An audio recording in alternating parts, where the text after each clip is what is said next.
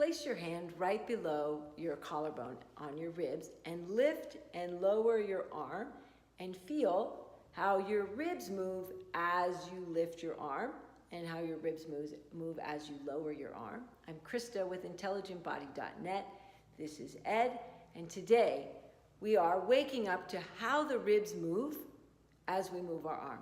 So when you lift your arm from your hip straight here, not so much rib movement is required. But when you go from here up to the ear, the external border of the shoulder actually moves back in space. So put your finger on the outer border of your shoulder, and you can feel that as you lift your arm, it moves back in space. In order for this to move back in space, the ribs in front have to expand.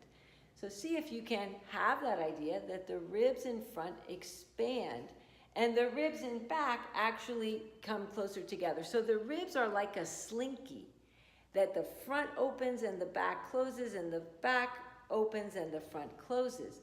We all tend to be pretty good at the back opening and the front getting smaller. It's the front opening and the back getting smaller that's a little trickier with our modern posture of today.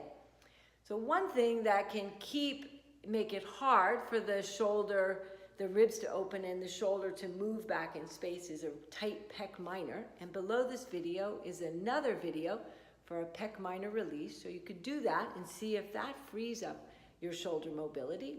But also just having the idea and the picture that your ribs have to move as your arm moves. So now place your hand under your armpit and lift your arm, and as your arm goes up, think of this part coming forward. You can even pull the muscles a little bit to help your brain get, the ribs are gonna move forward as my arm goes up and back.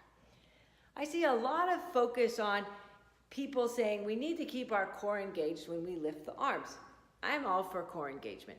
However, focusing on holding the ribs really tight when we lift the arms makes it really hard for the shoulder, this outer lateral border of the shoulder, the outer border, to move back in space.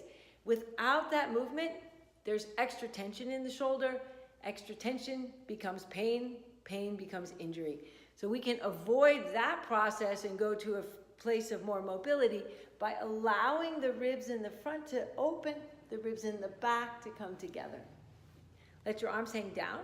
See if you notice a difference in the two sides from having opened the ribs a little more on one side than the other, and replay the video to do the other side.